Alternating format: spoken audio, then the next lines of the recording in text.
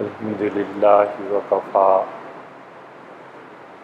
سلام علی عبادہ الذین اصطفیٰ اما بعد۔ اللہ تعالی نے اس کائنات کو بنایا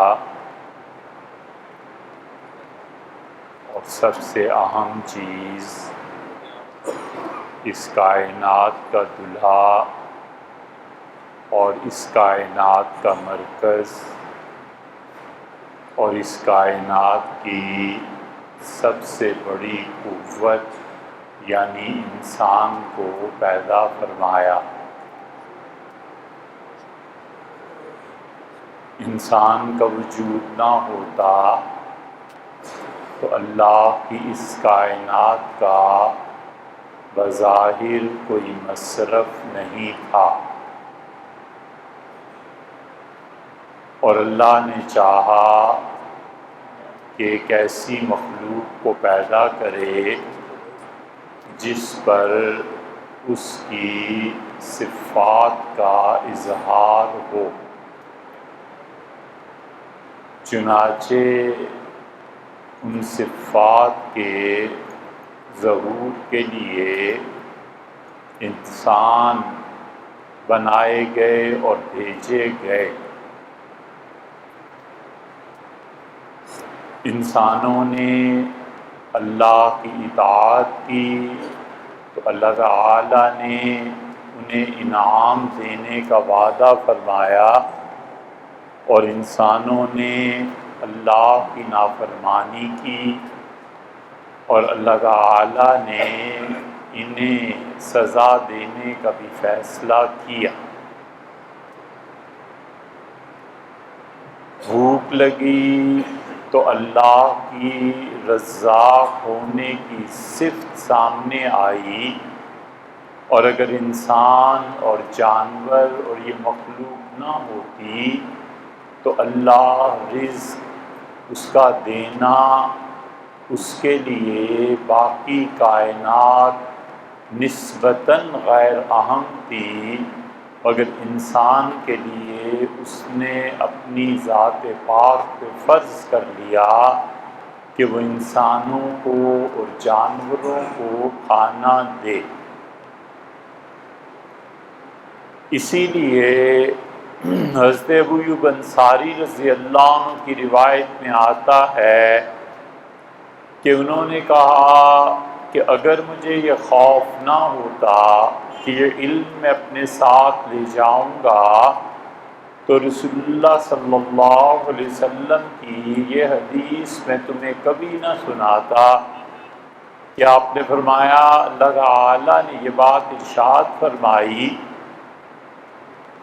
کہ اگر میرے بندے گناہ کرنا چھوڑ دیں اور اس ساری کائنات میں وہ بالکل نیک انسانوں کی دنیا بس جائے تو میں ان سب کو مٹا دوں اور ایک نئی دنیا تخلیق کروں جہاں پر لوگ میری نافرمانی کریں اور میں انہیں معاف کروں، بخشوں۔ سیدھا اور صحیح راستے پہ چلنے اور سوچنے والا انسان اس سے استنباط کرتا ہے کہ اس کا مطلب یہ ہے کہ اللہ مغفرت فرماتا ہے، اللہ اپنے بندوں کے لیے راستوں کو کھولے ہوئے ہے، اللہ اپنے بندوں کی خطاؤں سے درگزر کرتا ہے اور انعامات عنایت فرماتا ہے۔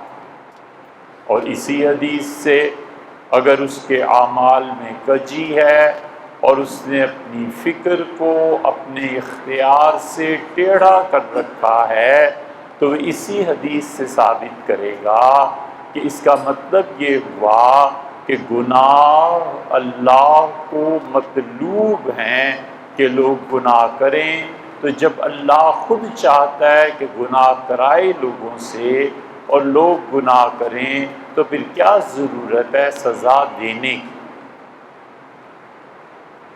یہ دونوں باتیں بیک وقت اسی حدیث سے ثابت ہوں گی، اسی لیے اللہ تعالیٰ اس سے بھی بڑھ کر کہتا ہے کہ یضل بہ کثیرا ویہدی بہ کثیرا، اس قرآن سے بہت سے لوگوں کو ہدایت ملتی ہے اور اس قرآن سے بہت سے لوگ گمراہ ہو جاتے ہیں، اور اسی لیے اللہ تعالیٰ فرماتا ہے کہ یہدی من یشاء الی صراط مستقیم، جس کو اللہ چاہے صراط مستقیم سیدھی راہ کی طرف ہدایت دیتا ہے۔ اور اسی لیے اللہ تعالیٰ فرماتا ہے کہ لوگ اپنے اختیار سے جب گمراہ ہوتے ہیں، جب اللہ کی بنائی ہوئی فطرت کو بگاڑتے ہیں، تو پھر اس کا وبال بھی انہیں دیکھنا پڑتا ہے۔ چنانچہ مسلم کی ایک طویل حدیث میں بھی آتا ہے کہ اللہ تعالیٰ نے ایک صحابی رضی اللہ عنہ سے کہا کہ لن نصلح لک ما افسدت، جو چیز تم خود خراب کر کے لائے ہو ہم نے ٹھیک بھیجی تھی، آپ نے خراب کی ہے، لن نصلح لک، ہم اسے کبھی درست نہیں کریں۔ تو انسان اس کائنات کا دلہا ہے، انسان مطلوب ہے، انسان اللہ کا شاہکار ہے، اور انسان اپنے شعور کی تختی پر پہلا حرف جو لکھتا ہے اور پوری کائنات کو جس حوالے سے پہچانتا ہے، وہ پہلا حرف جو لکھا جاتا ہے وہ ہے آئی ایم ایس۔ بس دنیا کی ہر تہذیب، دنیا کا ہر نظریہ، دنیا کی ہر سوچ یہاں سے شروع ہوتی ہے۔ یہ نقطہ آغاز ہے، یہ ابتدا ہے۔ جاہل سے جاہل آدمی بھی یہ سوچتا ہے، بڑے سے بڑا اسکالر بھی یہ سوچتا ہے، اور آئی ایم ایس پہ جب کھڑا ہوتا ہے تو پھر آگے بات چلتی ہے۔ اب انسان اس سے کدھر کو جائے گا؟ اللہ نے اسے اختیار دیا ہے۔ انسان کی سلیٹ اور تختی کا پہلا حرف یہی ہے کہ آئی ایم ایس، اور اس کو وہ آسانی سے تعبیر کرتا ہے کہ میں، اور اس سے بھی بعض اوقات آسانی سے اہل علم تعبیر کرتے ہیں اور وہ کہتے ہیں خودی، کہ میں کیا، میری خودی کیا، آئی ایم نیس، میرا ہونا اور میرا وجود کیا۔ بس یہاں سے چیزیں شروع ہوتی، نہ خدا سے شروع ہوتی ہیں، نہ مذہب سے شروع ہوتی ہیں، نہ کسی دین سے شروع ہوتی ہیں، نہ کسی قانون سے شروع ہوتی ہیں۔ انسانوں کی زندگی کا آغاز سب سے پہلے اپنے شعور سے ہوتا ہے کہ میں کیا ہوں، اور اسی لیے جب انسانوں میں یہ تصور مٹ جاتا ہے کہ میں کیا ہوں، تو وہ انسانوں کا مجموعہ معاشرہ تشکیل پاتا ہے اس سے، اور معاشرے میں یہ تصور مجموعی اعتبار سے گم ہو جاتا ہے کہ میں کیا ہوں، اور نتیجے میں وہ تہذیب اتنی گہرے زوال اور اتنی شدید بحرانی کیفیت کا شکار ہو جاتی ہے کہ اب اس کا نکلنا اس سے خدائی کرے تو کرے، وگرنہ یہ تہذیبیں ڈوب جاتی ہیں، کھنڈرات رہ جاتے ہیں، مسمار ہو جاتے ہیں، صدیوں اور کئی نسلیں اس کی نظر ہو جاتی ہیں، جب معاشرہ مجموعی اعتبار سے اس سوچ پہ نہیں ٹھہرتا کہ ہم کیا ہیں۔ انسان اس کی تشریح وہ نہیں کر سکتا، اور انسان کی تشریح کا گم ہو جانا کسی سوسائٹی میں، یہ لکھا ہوا ہے اس کے ماتھے پہ کہ ان کو ختم کر دیا جائے گا، یہ زوال کی گہرائی میں ڈوب گئے ہیں، کوئی مصرف ان کا نہیں رہا۔ اللہ نے قانون بنایا ہے، اور خدا کا وہ قانون کافر اور مسلم، اللہ کے فرما بردار اور خدا کو گالیاں دینے والے سب کے لیے برابر ہے۔ اور اس سے کہا اما ما ینفع الناس، لوگوں جو انسانوں کو نفع دے گی چیز، ہم اسے باقی رکھیں گے، اور جو چیز انسانوں کو نفع نہیں دے گی دنیا میں وہ اس طرح ختم کر دیں گے جیسے تیز سیلاب آتا ہے اور تم دیکھتے ہو کہ پانی کے اوپر جھاگ بن جاتی ہے، جس طرح یہ جھاگ کا کوئی وجود نہیں ہوتا اور وہ آہستہ آہستہ مٹ جاتی ہے، اس طرح وہ تہذیب، امتیں اور انسان ختم ہو جاتے ہیں جن میں آئی ایم نیس کا میں کیا ہوں اور خودی کا تصور مٹ جاتا ہے۔ وہ فرد میں مٹتا ہے، وہ خاندان میں مٹتا ہے، اور وہ ہوتے ہوتے پورے ملک اور پوری قوم اور پوری امت پر چھا جاتا ہے، اور پھر ان کی حیثیت دنیا کی تہذیبوں میں اس تنکے کے برابر نہیں رہتی جو تنکا اگر پانی اور کے بہاؤ اور سیلاب میں مان لے کہ میں تنکا ہوں اور پہچان جائے کہ میں تنکا ہوں تو دنیا کی کوئی طاقت اسے سیلاب سے بہا نہیں سکتی۔ تنکے کا یہ جاننا ضروری ہے کہ میں تنکا ہوں۔ اگر وہ یہ نہیں سمجھتا کہ میں تنکا ہوں تو پھر وہ موجوں اور لہروں کا کھلونا ہے، اسے اس کنارے پہ لے جائیں، اس کنارے پہ لے جائیں، اچھالیں اور اوپر اور نیچے۔ اگر تنکا سمجھ جائے کہ میں تنکا ہوں، دنیا کی کوئی طاقت اسے نہیں ہلا سکتی، اس لیے کہ آدمی اپنی بقا کی جد و جہد کرتا ہے، تنکا اپنی بقا کی جد و جہد کرتا ہے۔ جب وہ تنکا سمجھ جاتا ہے کہ میں تنکا ہوں تو سیلاب سے کنارے پہ چلا جاتا ہے، وہ کہتا ہے ضرورت کیا ہے اس اوکھلی میں سر دینے۔ جب آدمی اوکھلی میں سر دے تو پھر اسے سمجھ لینا چاہیے کہ اب موسلے پڑیں گے، اور جب نہیں سمجھتا اپنی حیثیت کو، اپنی وقعت کو، اور اس کو کہ اللہ کی نظر میں کیا ہوں، تو نتیجہ یہ کہ اپنی دنیا برباد کرتا ہے، اپنے بچوں کی دنیا برباد کرتا ہے، اپنی بیوی کی دنیا برباد کرتا ہے، اور قیامت میں لدا ہوا ان گناہوں کے ساتھ اللہ کے سامنے پیش ہوگا۔ ایک آدمی ہے، وہ ریئلائز کرتا ہے کہ میری صلاحیتیں اتنی ہیں، اور وہ جھوٹ میں پڑے بغیر اپنے خاندان، معاشرہ، بیوی، بچے، انہیں کہتا ہے بیٹے یہ ہے اور اس میں ہمیں ٹھہرنا ہے اور گزارا کرنا ہے۔ یہ اس نے ایک سالڈ زمین پر قدم رکھا۔ اب یہاں سے ترقی بھی اور مزید تنزل، سب کا آغاز یہیں سے ہے۔ اور ایک آدمی اپنے آپ کو ہی کچھ نہیں پہچانتا اور اسے کوئی پرواہ نہیں ہے کہ میں اللہ کی نظر میں کیا ہوں، سوسائٹی کی نظر میں میرا کیا مقام ہے، مجھے کیا کرنا ہے، تو اس انسان کو سوائے تباہی کے اور کچھ حاصل نہیں ہو۔ اپنے نفس سے غفلت، اپنے انجام سے غفلت، اور اپنے متعلقین کے انجام سے غفلت، یہ سب جہنم کا ایندھن ہے، جس جہنم سے کوئی خوف نہیں ہے، جس جہنم سے کوئی ڈر نہیں ہے۔ دنیا میں اگر ان لوگوں کی تعداد ہے جو خدا کو نہیں مانتے تو ان سے بڑھ کر تعداد اس امت میں ہے جو اللہ کو عملاً نہیں مانتے۔ وہ نظریے میں نہیں مانتے، وہ صاف لوگ، وہ کہتے ہیں خدا ہے ہی نہیں، چھٹی ہوئی، بس سیدھی بات ہے، اللہ نام کی اس کائنات میں کوئی ہستی پائی ہی نہیں جاتی، چھٹی ہوئی۔ وہ فارغ ہو گئے۔ کتنے ہوں گے؟ 1 ارب ہوں گے؟ ہو نہیں سکتا، بہت کم، اس سے بھی کہیں تھوڑے، 70-80 کروڑ، خیر جتنے بھی ہوں، لیکن وہ طے شدہ بات ہے، وہ کہتے ہیں خدا ہے ہی نہیں، جان چھٹی ولیعذ باللہ اس جھنجٹ سے۔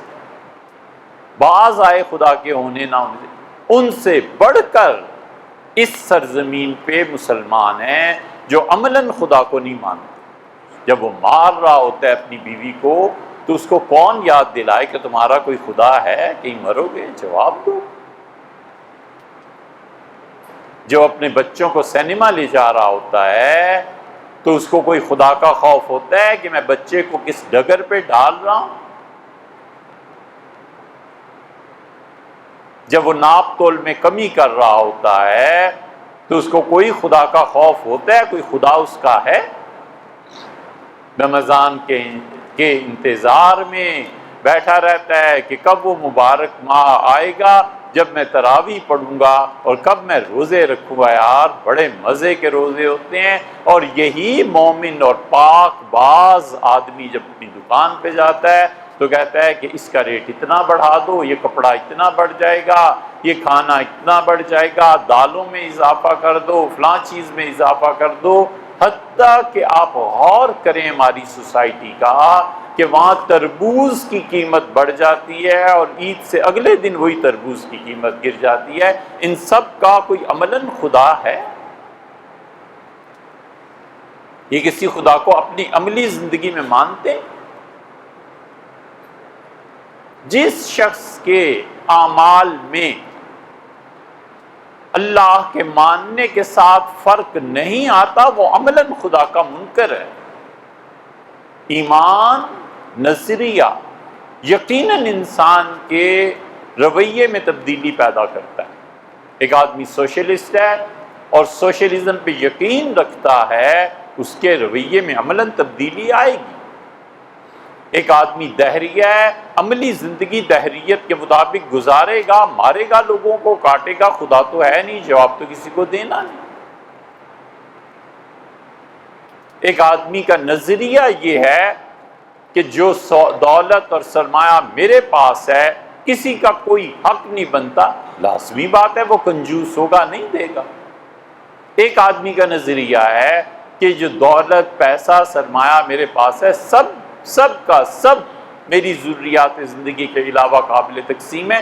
یہ نظریات اس کی عملی زندگی پر اثر انداز ہوتے ہیں۔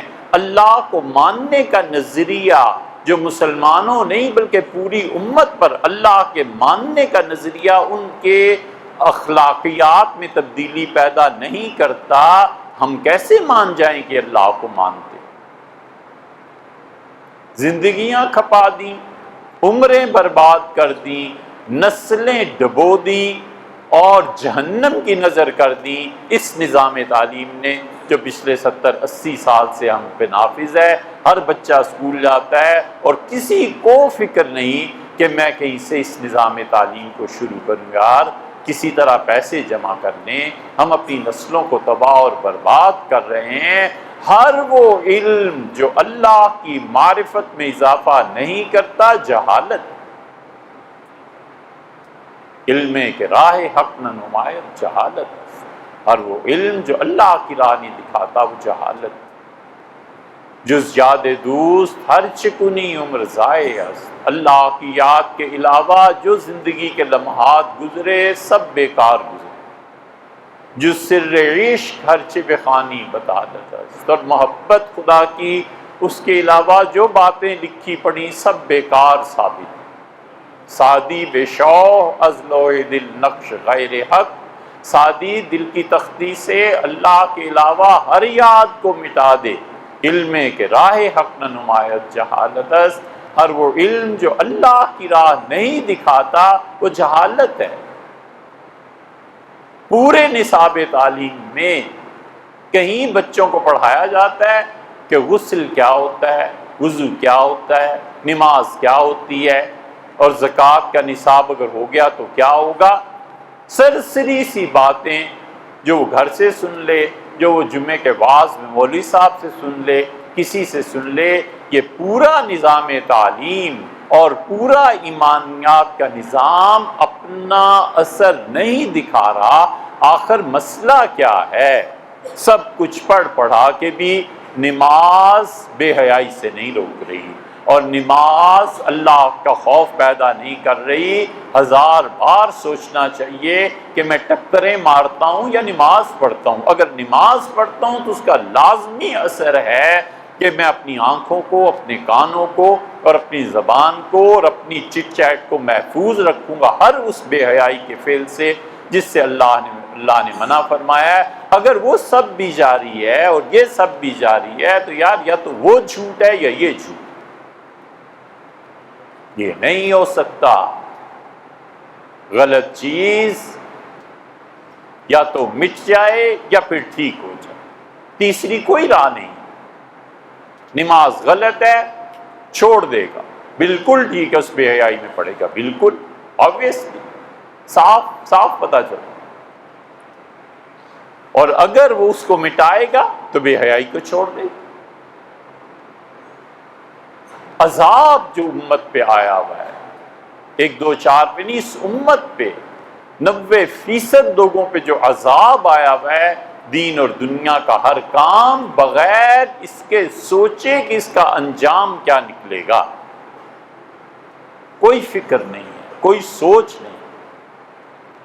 اس لیے انسان جس انا اور خودی اور آئمنس پہ کھڑا ہے وہ کہاں ہے؟ نماز پڑھتا ہے، کبھی سوچتا ہے کہ یہ نماز کیا ہے، اس کا انجام کیا نکلے گا؟ اس کا انجام اللہ کی زیارت ہے۔ بقول شاہ ولی اللہ رحمۃ اللہ علیہ، محدث دہلوی رحمۃ اللہ علیہ کے، اس نماز کا انجام اللہ کا عشق ہے۔ اس نماز کا انجام قیامت میں اس کے سامنے ہزاروں اور لاکھوں اور کروڑوں سال سجدے میں پڑا رہنا ہے۔ اس نماز کا انجام یہ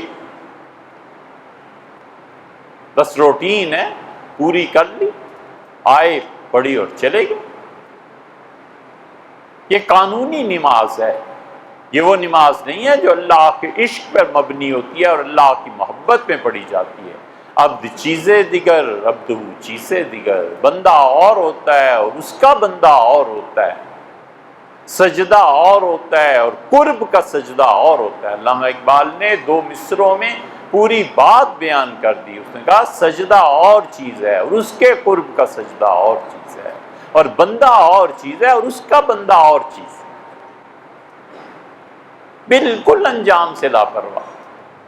اور مومن آدمی نگاہ اٹھا کر نہیں دیکھتا، اسے پتا ہوتا ہے کہ میں نے یہ نگاہ ادھر کی تو اس کا انجام کیا ہے۔ دنیا میں جو قومیں حکومت کر رہی ہیں، اس کا نگاہ اٹھانا دنیا کی قسمت کو زیر و زبر کر دیتا ہے۔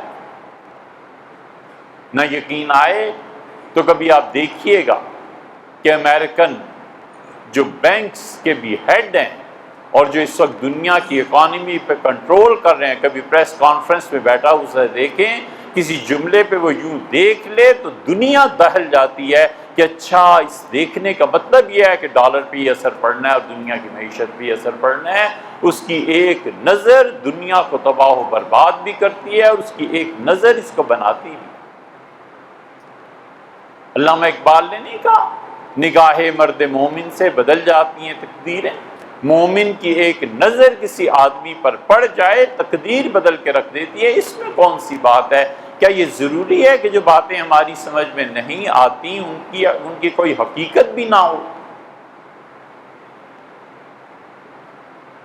اس لیے وہ انسان مطلوب ہے جو اپنے اعمال کا انجام سوچ کے کام کرتا ہے کہ میرے اس عمل کا نتیجہ 100 سال بعد میرے خاندان پر کیا پڑے گا۔ دادی 100 سال زندہ رہتی، بہو، پھر اس کی بیٹی، پھر پوتی، پھر پوتے پوتیاں بھی سنتے ہیں کہ تمہاری دادی ایسی تھی، گھر سے بھاگ کے آئی ہوئی تھی، تمہاری دادی اتنی نیک تھی، سبحان اللہ، وفات ہوئی، فرشتے دیکھ رہی تھی، وغیرہ وغیرہ، اچھی بری سب باتیں۔ 100 سال تک کے رشتے چلتے رہتے ہیں۔ کوئی سوچتا ہے کہ جس رشتے میں گھرانے میں رشتہ کرنے جا رہا ہوں، اس کے اثرات 100 سال بعد میری نسل پہ کیا مرتب ہو؟ کیوں؟ وجہ اس کی یہ کہ آئمنس ختم ہو گئی، خودی ختم ہو گئی۔ خودی کی بنیاد پر انا بھی قائم ہے، خودی کی بنیاد پر فنا بھی قائم ہے۔ خودی ہے، اپنا آئمنس ہے، غیرت ہے، بادشاہ وقت اور حکمران وقت اور وزیر اعظم اور صدر، جوتے کی نوک پہ کون تمہیں پوچھتا ہے اور کیا تمہارا حکم ہے؟ میں نے اپنے آپ کو پہلے ہی اللہ کے ہاتھ فروخت کر دیا ہے، میرا مالک معبود اللہ ہے، مجھے اس سے محبت ہے، مجھے اس سے تعلق ہے، مجھے اسی کے پاس جانا ہے، تم کیا اور تمہاری اوقات کیا اور تمہاری سلطنت۔ اور یہی مومن اسی انا اور خودی کی بنا پر غریب آدمی کی مدد کرتا ہے، وہ کہتا ہے تم میرے بھائی ہو، میں تمہارے سامنے جھک رہا ہوں، تمہارے پاؤں چھو رہا ہوں۔ اسی لیے مومن آدمی دونوں حیثیتوں میں عظیم الشان، اور اس کے مقابلے میں ایک خود غرض اور چالاک اور عہدے کا طلبگار آدمی، وہ اس حیثیت میں بھی خدا کو فراموش کرنے والا اور اس حیثیت میں بھی خدا کو فراموش کرنے والا۔ اس لیے کائنات کی سب سے بڑی حقیقت یہ ہے کہ انسان اپنے آپ کو پہچانے کہ خود میں کیا ہوں۔